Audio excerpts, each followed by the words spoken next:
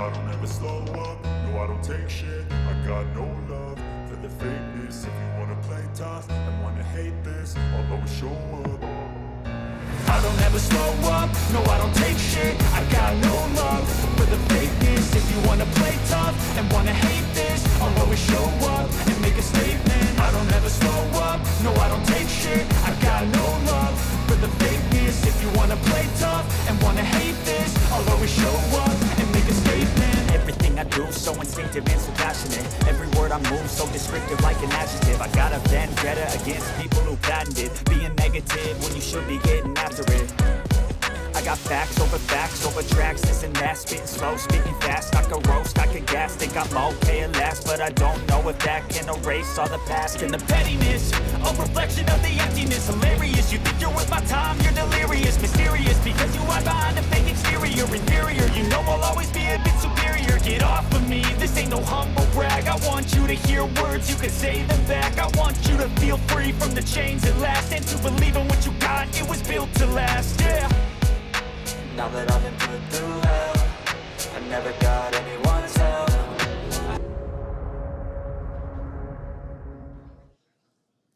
Good morning. You're looking at a live view of Starship as it awaits its first ever integrated flight test from Starbase, Texas, in just a little over from 40 minutes from now. Today, we're hoping to see our Super Heavy booster and Starship spacecraft, collectively referred to as Starship, lift off together for the first time. Thanks for tuning in. I'm Kate Tice, Quality Systems Engineering Manager here at SpaceX headquarters in Hawthorne, California. And I'm Shiva Bharadwaj, a Space Operations Engineer here at SpaceX. Now, as many of you know, Starship is SpaceX's latest and largest vehicle developed to date. It represents a fully reusable transportation system designed to carry both crew and cargo to Earth orbit, the Moon, Mars, and beyond. If you've been following the development of Starship over the last couple of years, you know we've been doing a lot of testing leading up to this big one. Once fully developed, it will be the world's most powerful launch vehicle, with twice the thrust of Saturn V rocket and the ability to carry up to 150 metric tons to orbit.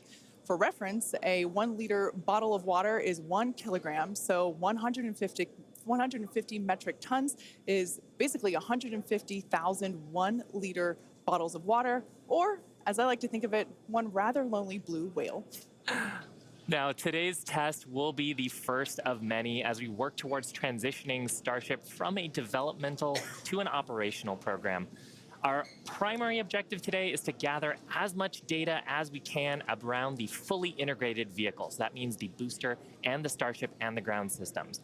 While we have flown Starship in the past, this will be the first attempt of Super Heavy and the first opportunity to validate how the two vehicles operate together. Any data that we get helps improve the future builds of Starship will be considered a success for the purposes of today's test. Every milestone beyond that is icing on the cake. The further we fly, the more data we can collect. If all goes well, today's flight test could last as long as 90 minutes from liftoff to an expected hard ocean landing for Starship. Whether we end the test with a hard landing or a rapid unscheduled disassembly, or some combination of both, excitement is pretty much guaranteed. Now, if it does all go well, Super Heavy will fire up its 33 Raptor engines and it'll lift off from the launch pad down in South Texas. About 3 minutes into the flight, we're going to hope to see the Super Heavy separate from the Starship spacecraft. It'll then perform a flip maneuver. So there's that. You can see that on your screen. And then it'll boost back in order to make a hard landing in the Gulf of Mexico. And while that's happening, we hope to see Starship's 6-second stage engines ignite and watch as Starship coasts for about an hour at altitudes ranging between 150 and 250 kilometers before re-entering Earth's atmosphere and make its own hard landing in the Pacific Ocean about 250-ish kilometers offshore.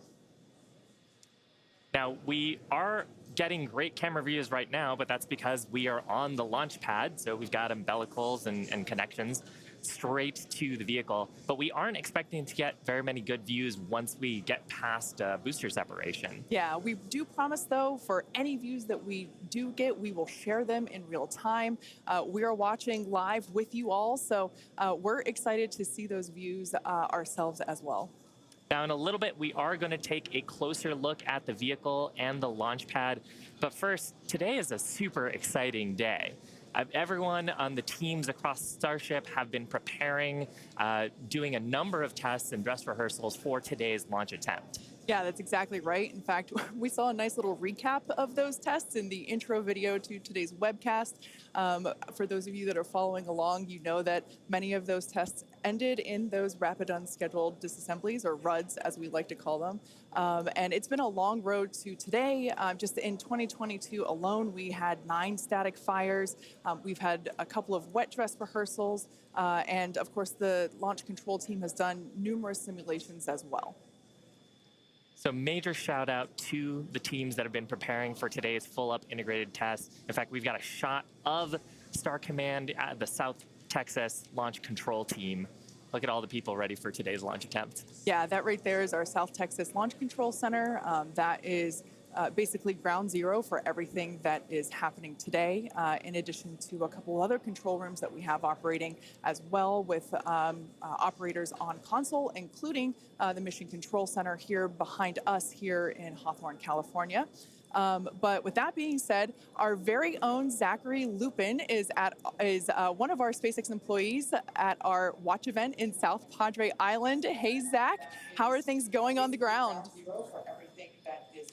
It is a great day for a test launch today, Kate. Hello, everyone. My name is Zachary Lupin, and I'm an avionics reliability engineer here at SpaceX, and I'm at the Cameron County Amphitheater, where a growing number of SpaceX employees are gathering to watch what we hope is the first liftoff of a fully integrated Starship. Now, the Starship team has worked incredibly hard for today's launch test. Over the past weekend, teams held a launch readiness review, which included a comprehensive review of all of our vehicle systems, looking at avionics, GNC, communications, software, structures, as well as our Raptor engines and propulsion in general. Now, we are only about 5 miles away from the launch pad, so it's a pretty good view for today. And as we get into as we start to approach T-0, everyone here is clearly very excited for the events that are happening today. So as we get closer to T-0, I'm going to throw it back to Hawthorne to talk more about our rocket. Awesome. Thanks so much, Zach. And we've actually got a little bit of a crowd forming behind us, too. Now, we've got a shot of Starship on the screen. The entire Starship structure you see is made of stainless steel. And when that's fully stacked, it stands about 120 meters tall and about 9 meters around. To help you give a sense of just how big that is, we've captured a video of some of our teams doing final integration prep work in advance of today's test flight. Just like Falcon 9, Starship has 2 stages, which we will talk a little bit more about in a minute. But in addition to those 2 stages, Starship actually has a 3rd stage called Stage 0. It consists of all the launch pad infrastructure built around the rocket. You can see a great view of it there on your screen. It's truly an engineering feat in its own right. And I feel like it's something we don't talk about very often. There's a lot of infrastructure that goes into fueling and preparing the launch vehicle before a large test like this, really any launch. Now, let's talk about Super Heavy. The name says it all. It's super, it's heavy, it's super heavy. It goes by some other names, the first stage or the booster, but whatever you call it, the Super Heavy will be the vehicle responsible for powering Starship against that mighty gravitational pull we've got here on Earth. And when it's fully operational, it's going to get Starship to orbit. The booster alone stands about 70 meters tall and is about the same height as a fully integrated Falcon 9, but with a diameter roughly 2.5 times that of Falcon 9 and with 33 much larger engines. Yeah, and having those engines, and oh my gosh, I love this shot. We can see looking up into the launch mount at the 33 engines on the booster. Those are each of the Raptor engines that's going to power today's launch attempt. Yeah, this is an incredible view. One of my favorite views that we're going to get today.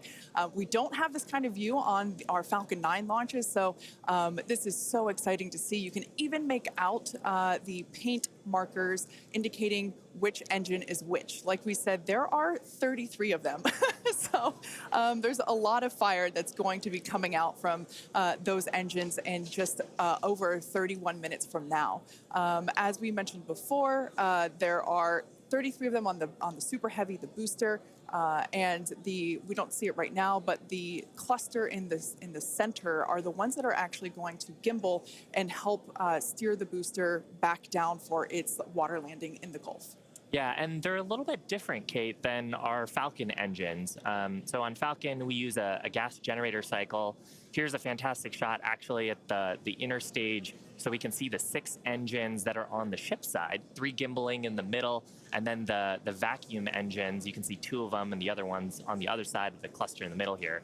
So Raptor's a little bit different. It uses something called stage combustion, which means we basically pre-burn both the fuel side and the aux side, and then get those up to the right temperatures and pressures, and then mix them in the combustion chamber. It allows us to get higher thrust and higher efficiency on these engines than on Falcon 9.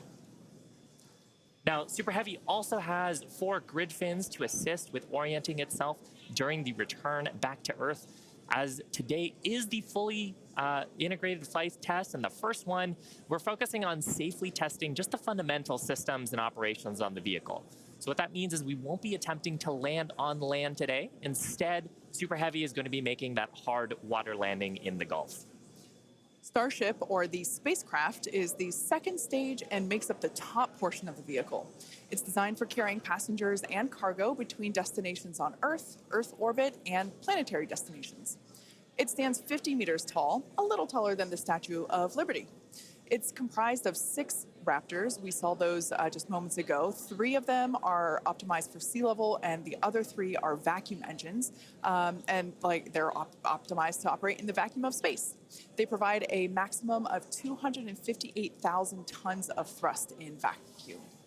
The spacecraft is also outfitted with 4 flaps to help aerodynamically control the vehicle's attitude during atmospheric flight and enable precise landing at the intended location. You can see a view of those flaps there. Now you can see the entire stack is vertical, and that's because Starship is designed for vertical takeoff and landing, as opposed to taking off and landing like an airplane. And that's really important because we don't have runways on the Moon and Mars. Fortunately, gravity at both of those destinations is not nearly as high as it is here on Earth. On Mars, it's about a third of what Earth's gravity is, and on the Moon, the gravity is just a sixth of what it is here. So Starship can take off in both of those cases without needing the Super Heavy booster like we need here on Earth. Now, for today's test, Starship does not have its landing legs attached, and that's because we aren't going to be attempting to return to the launch site or land on land. It's going to be doing another hard water landing at the end of today's test. We can't wait. Starship is wrapped in a heat shield, which is composed of 18,000 hexagonal ceramic tiles designed to insulate the vehicle during atmospheric entry, where temperatures can be as high as 2,600 degrees Fahrenheit. The hex-shaped tiles, like these ones that we have here, roughly make up about 2/3 of the vehicle. There's a couple of different geometries. The one that I have is for the circular portions of the vehicle, so it has this curvature to it, and the one that Shiva has. Yeah, this kind is a hexagonal shape, and there's several thousand of these all across the body of the vehicle. And it's worth saying we need these because when a spacecraft re-enters from orbital velocity, it's going faster than the speed of sound and causes a lot of heat to build up that has to get dissipated by these heat shield tiles. Yeah, thing that's really cool about these is they're super lightweight. Even just holding them, we're able to even just like hear how hollow they are because of the construction. But they do a great job of dispersing that heat during that atmospheric reentry. We actually produce these in-house at what we like to call the SpaceX bakeries. And they're located in Texas and Florida. So it's something that we designed and build in-house. And like we said, there's thousands of them. You can kind of see them on the exterior of the vehicle. So at this point in time, we are at T-minus 27 minutes and 18 seconds. So let's head on over to John Innsbrucker for an update on the countdown. Hey, John. Thanks, Kate, and good morning. I'm John Innsbrucker, Principal Integration Engineer here at SpaceX. We're currently loading propellant from the ground system into both the first and second stages. Now, both vehicles use the same two propellants. Our fuel is liquid methane at a temperature of just over 100 kelvins, or about minus 272 degrees Fahrenheit. Now, this is a different fuel from Falcon 9, where we use RP1 kerosene. And our oxidizer is liquid oxygen, the same as Falcon 9. But because there's no oxygen in space to support combustion, we have to bring our own. Now, a little bit of a recap. We did the go, no go poll at T-minus 1 hour and 45 minutes. And once the team gave their goes, we polled about 20 folks. We started loading propellants onto the booster at T-minus 1 hour and 39 minutes. And at T-minus 1 hour and 22 minutes, we began propellant loading of the ship, the second stage on Starship. Now, LOX loading of the second stage main tank is almost complete right now, but we'll actually stretch it out and wrap it up and finish at T-minus 5 minutes. And then at T-minus 3 minutes, as the booster finishes loading, the vehicle will be fully loaded with just over 10 million pounds propellant. Now, currently in the countdown, we've just passed the T-minus 26 minute mark. The good news is weather's looking good. You can see the blue skies there on the camera views from the drone. The only thing we're watching is winds. They are within limits at ground level. We expect they may pick up a little bit as we get farther into the window should we need to go that far. But the good news right now is that the weather is looking good. The range also is looking pretty good. We've moved almost all the boats out of the keep out zone overnight. We are working one, but we're still underway. And right now, as a reminder, if for any reason we do not make our test flight today, we have backup launch windows. This could be either 24 or 48 hours after today, and it'll depend on how far we get into the countdown. But coming up on 25 minutes to go, everything is looking good, Kate. In order to make life multiplanetary, we need a fully reusable vehicle that's capable of carrying a huge amount of cargo and a lot of people to orbit and have a pretty quick turnaround. The idea is to effectively reuse launch vehicles just like airplanes. Crowd is getting excited here in Hawthorne behind Mission Control, as you can hear. Now, imagine if you had to wait for a new airplane to be constructed every time you wanted to fly. You'd rarely go anywhere, and it would probably be completely unaffordable for most of us. In order for us to get to Mars and back with lots of people, multiple times, reusability is a must. Now, in the near term and a bit closer to home here on Earth, Starship will be critical to other programs as well. Once it's operational, Starship will deliver the full-size and upgraded version of our Starlink satellites. And that's super exciting because our next generation satellites represent a step forward in Starlink's capabilities and will provide more bandwidth and increased reliability to connect millions of people around the world with high-speed internet. And of course, Starship will fly a number of human spaceflight missions in the lead up to our first missions to Mars. Entrepreneur and pilot Jared Isaacman will command the first human spaceflight on Starship as part of the Polaris program. Jared served as a commander for Inspiration 4, the first all-civilian mission to orbit. Inspiration 4 launched aboard our Dragon spacecraft and Falcon 9 in September 2021, raising over $240 million for St. Jude Children's Research Hospital. The first human spaceflight on Starship will launch as part of the Polaris program, and you can learn more about that series of missions at polarisprogram.com.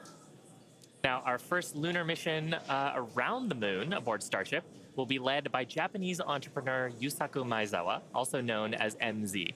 MZ flew to space for the first time in December 2021, and he purchased all of the seats aboard Starship's first lunar mission in order to give artists and creators from all over the world the opportunity to go.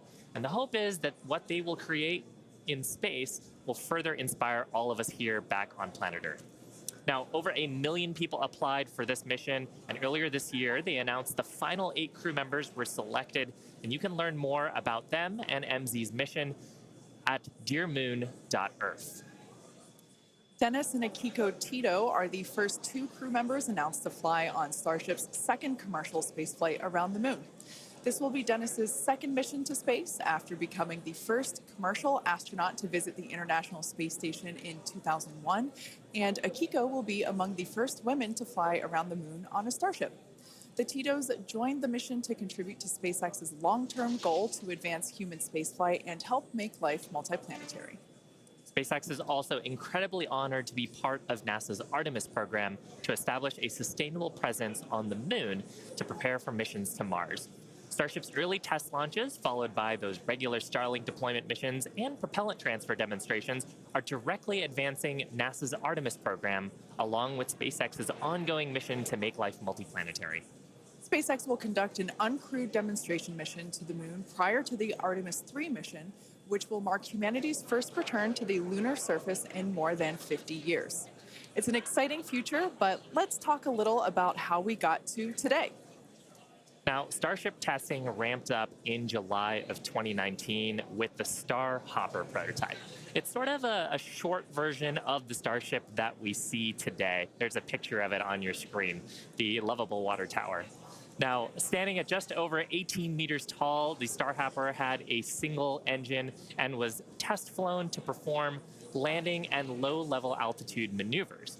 Starship's initial flight test was a hop that reached about the one that we've got on our screen that rose to 150 meters in altitude.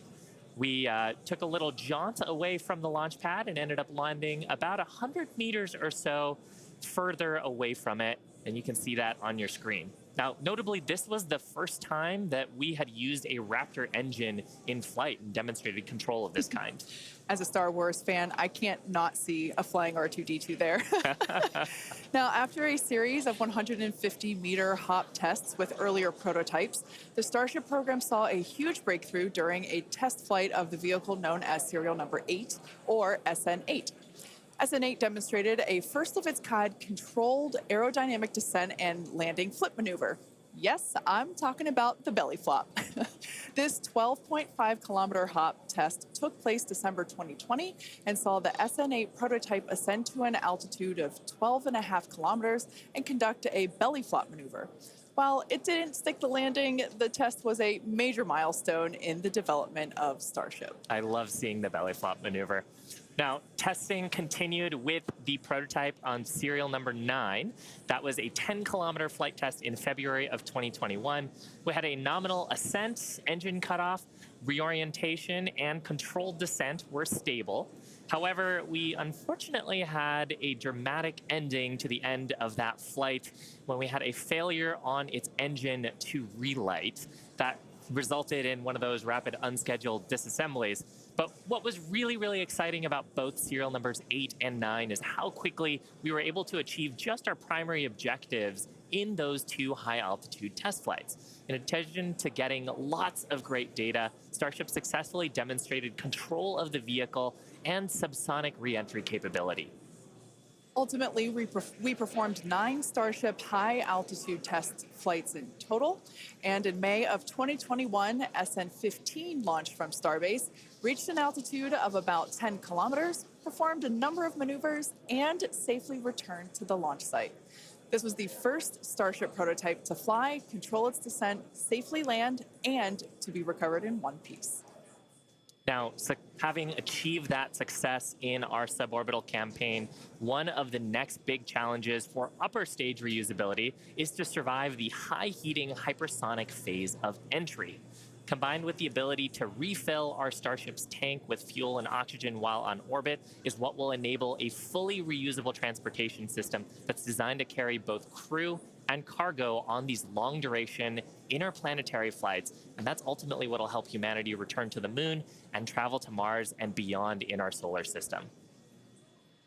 So as you can tell, it is nothing but an iterative process to get to the point that we are today and where we will go from here.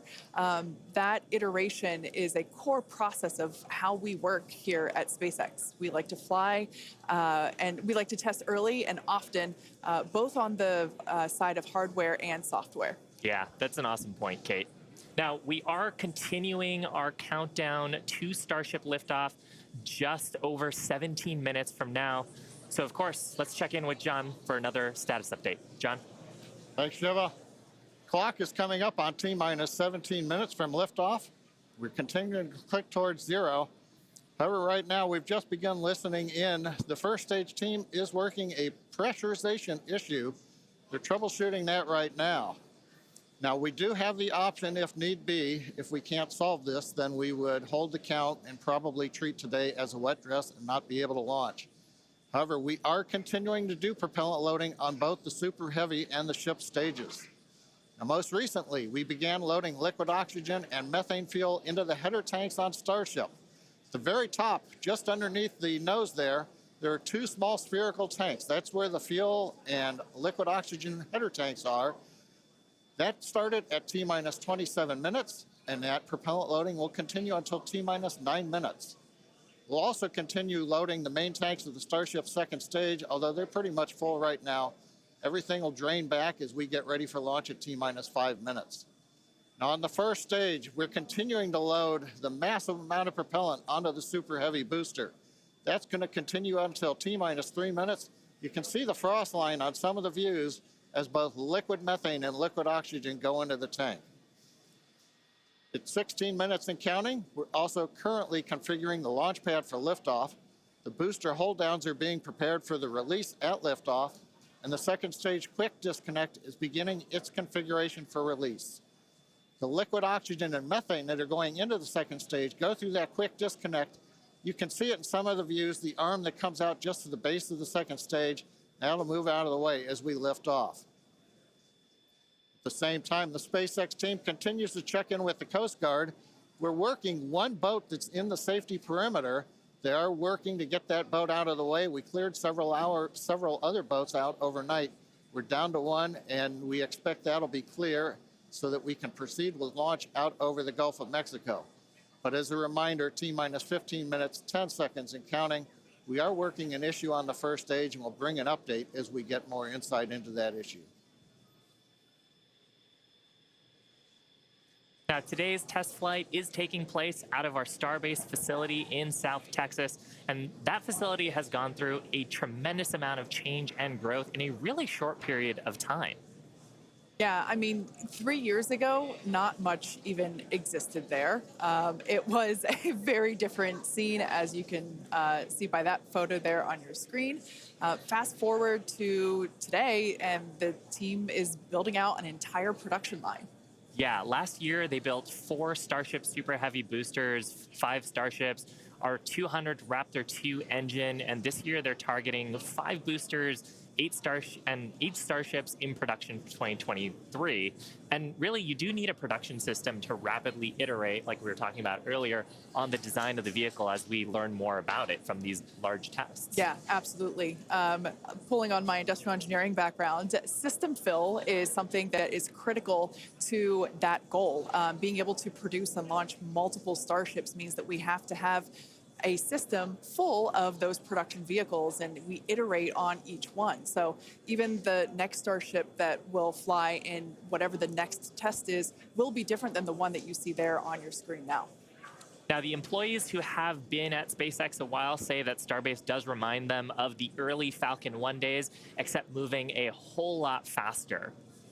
The team at Starbase is expanding as fast as the facilities are, and if you've ever wondered what life at Starbase is like,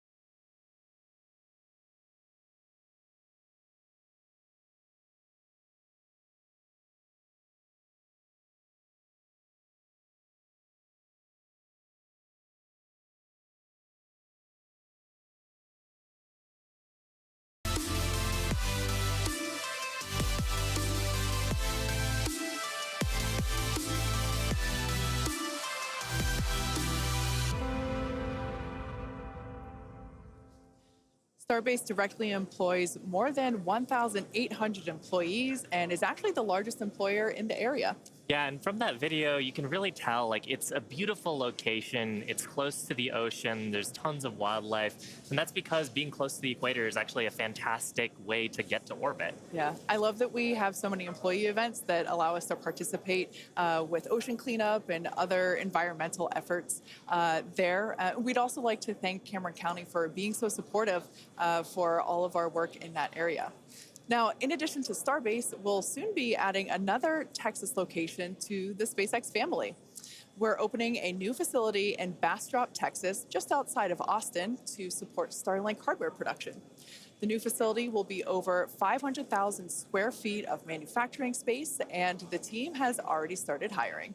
Now, we have all kinds of openings in production and manufacturing for technicians and leadership and manufacturing engineers and all kinds of site support roles. Basically, if you can think of a role, we're probably hiring for it. So if you're interested in helping expand human life to other planets or helping internet access here on Earth, consider becoming part of the SpaceX team at spacex.com/careers. Now, with that, let's check back in with Zach down at Starbase one last time before launch. Howdy, Zach. Hello, Kate and Shiva again. You can really feel the energy here at South Padre Island as more of the SpaceX team have gathered. We're standing just over 5 miles away from the launch mount, and so from here we've got a very nice view. I would basically say these are some of the best front row seats you could get, and might I add, beachside as well. Now, the Starship team has worked incredibly hard to get ready for this test, and we're all clearly excited for T0. And as we get into the final moments, one issue that could hold the countdown or cancel the test altogether is if a boat enters the safety perimeter. Now, over my shoulder is the Gulf of Mexico, which is normally very open to all of the boaters and fishers. However, today, SpaceX is closely coordinating with the United States Coast Guard to establish a safe zone and ensure public safety. And up to T0, SpaceX is in regular communication with the Coast Guard to ensure there are no boats in the area leading up to the launch. Now, fingers crossed that that does not happen. Now, I'll throw it back to the folks at Hawthorne as we get closer and closer to that T-0.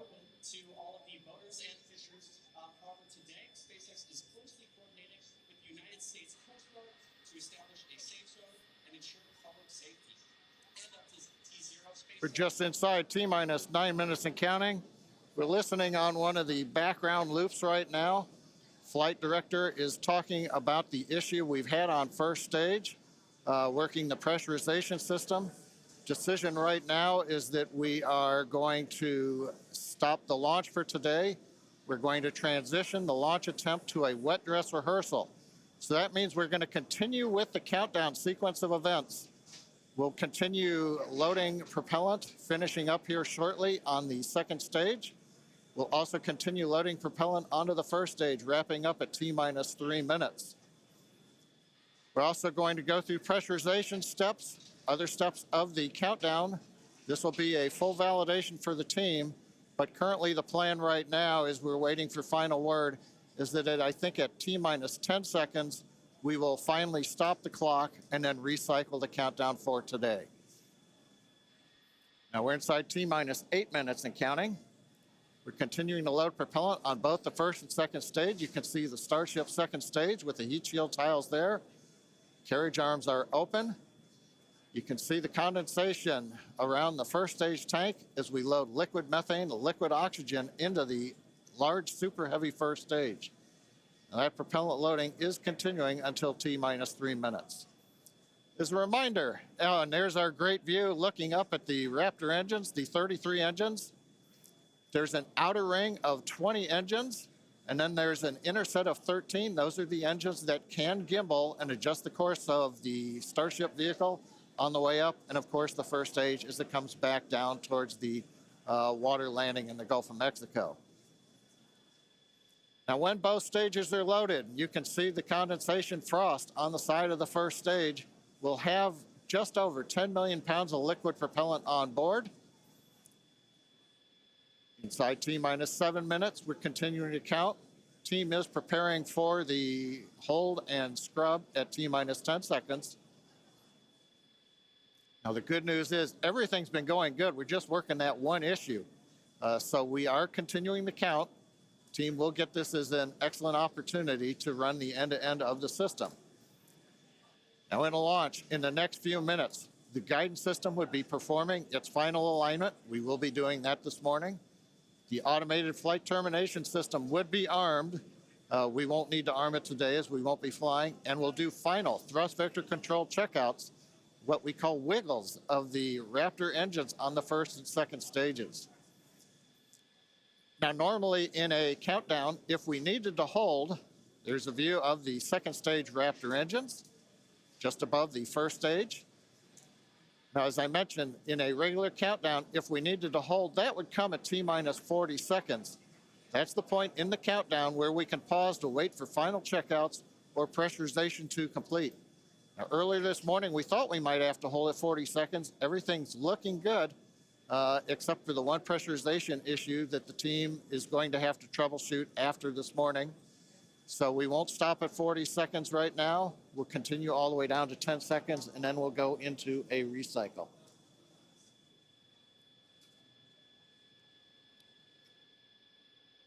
John, you mentioned that we're going to be jumping into a wet dress rehearsal here, and I actually now think we're coming up T-minus 5 minutes.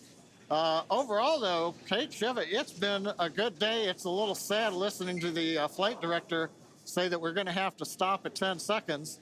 But I guess that's for everybody. It gives us a real run-through of the launch vehicle.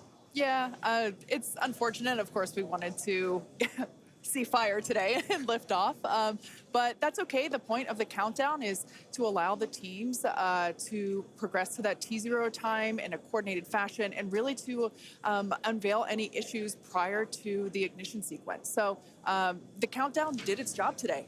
It allowed us to identify that press issue, and like John mentioned, the teams are going to work through it, and we are going to basically call it off at T-minus 10 seconds. But the integrated launch teams and us, we are going to treat this as if it were still a launch day. We're going to do this, what we now call a wet dress rehearsal. Yeah, and we've mentioned the term a couple of times here. We call it a wet dress rehearsal because we are wetting the propellant tanks. We are loading propellant into the vehicle. We've talked about the frost line a little bit here. That exercises the stage 0 system, the ground system, all of our infrastructure that loads propellants onto the pad. That exercises our procedures for the mission control teams. We're monitoring telemetry on the mission control consoles, looking at the pressures and the rates and the temperatures. And some of those things look a little bit different when you're getting up to the pre-flight pressurization levels and full propellant load. So we're learning things today about the integrated tests that are going to set us up for success in a future attempt later on, hopefully in the next 48 hours or so. And Kate, like it's also worth mentioning here, we're still going to take the count through to a pretty around the T-minus 10 second mark. So we're really going to exercise everything that we would up until that point in the vehicle states and ground procedures. Yeah, it's like we said before, any data that we can collect today is super helpful. And that's exactly what we're doing. We are continuing to collect this data and allow the teams to have be better informed for the next attempt. Unfortunately, due to the needing to recycle the propellant, we are looking at a minimum of 48 hours until we are able to attempt this flight test again. So we're not quite sure what that timing will be at the moment, but we're looking at a minimum of